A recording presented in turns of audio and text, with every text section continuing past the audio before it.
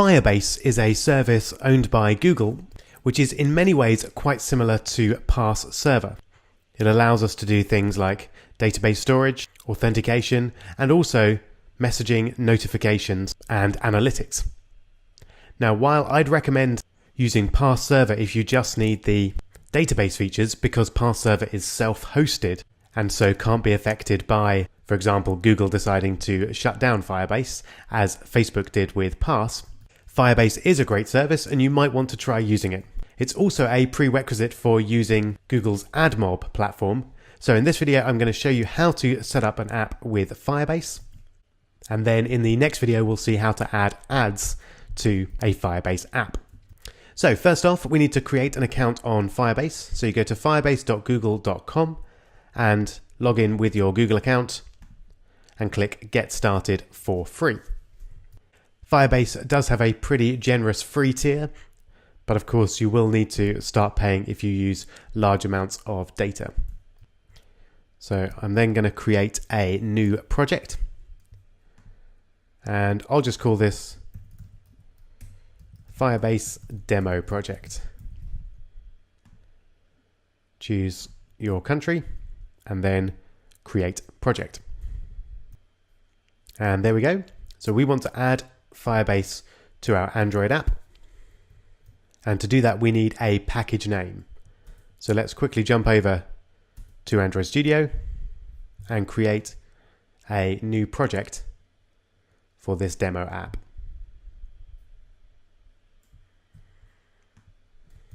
So we'll call it Firebase Demo App. And just in case you missed it there, our package name is going to be com.robpercival.firebase demo app. And I've been using Nougat there, but we'll go down to Lollipop. It doesn't really matter, but we'll support more devices in this demo app. And then set that up as usual. And then we can jump back over to Firebase and enter com.robpercival.firebase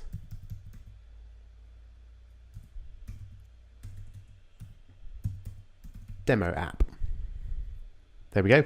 If you want extra security, you can use a signing certificate, but we'll just use the package name for now.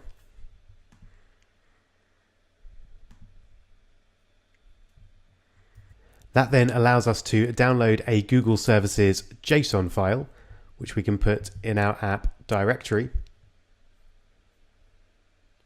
which contains all the settings that we need to connect to Firebase. And then, as it says there, we can just check and make sure that Google Services.json is in the right place. It should be in the app directory. So if we tap on project and then in the drop down here at the top there, select project, expand that, and there we go. Our Google Services.json file is in there. So I'm just going to drag it into the app folder.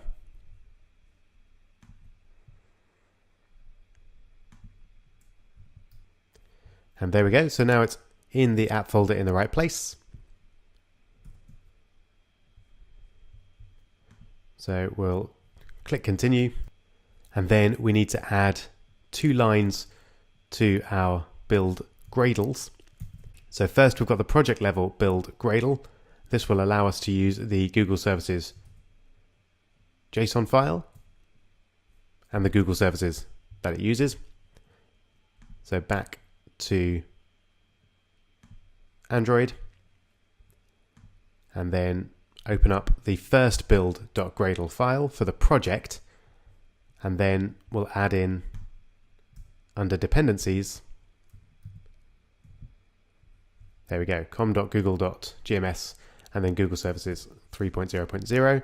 Obviously, if that version number has changed, then use the version specified by Firebase. And then we'll add the plugin to the app level build Gradle. So that's that one there. So to the very bottom of the file, we add apply plugin and then com.google.gms.google services. And then we also need to add the Firebase modules themselves, which we do in the dependencies section here.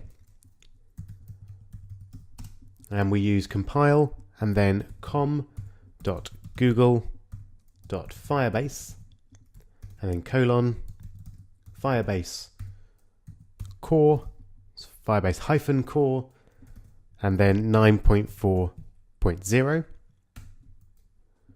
And we also need, if we're going to be using the database, which we will do just as a check that everything's working okay, we use com.google.firebase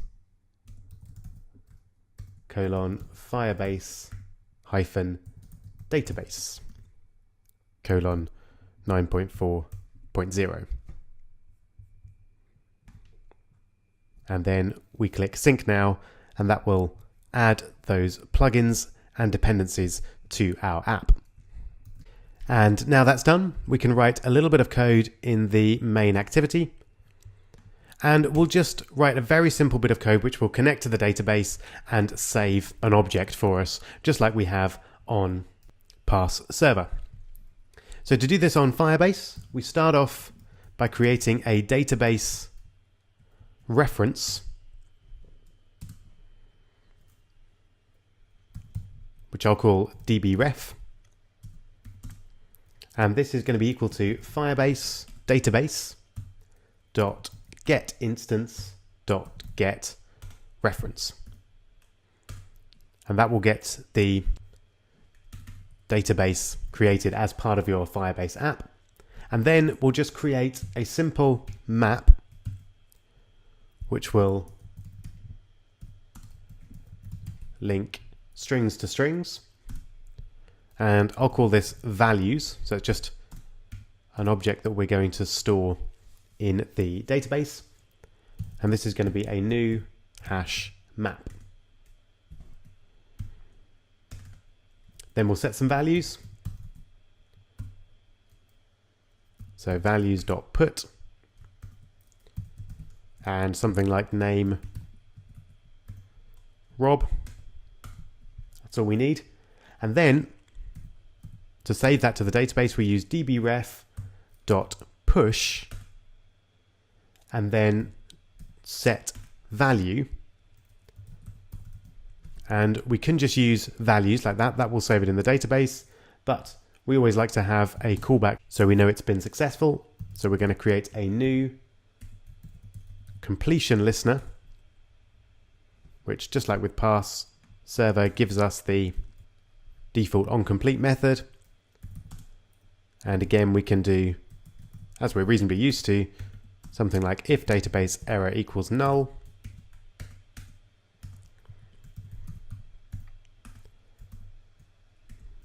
Log save successful.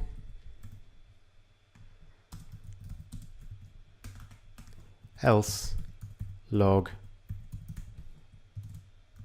save failed. There we go. So you can see the logic is quite similar to Parse Server. One quick change we're going to need to make before we run that is to add the internet permission. So we'll add user's permission, name is android.permission.internet. There we go. So we'll run that on our device. And as it's running, I'm going to make a quick change on Firebase. Now, the default on Firebase databases is that the user has to be logged in to be able to save anything, because we're not going to go as far as user authentication in this small introduction to Firebase. I'm going to change those rules. So we're going to tap over there where it says rules, and I'm just going to change the not equal to equal to, and then publish. And that will mean that the user doesn't have to be logged in to read and write to the database. Okay, so let's have a look. It's launching the activity.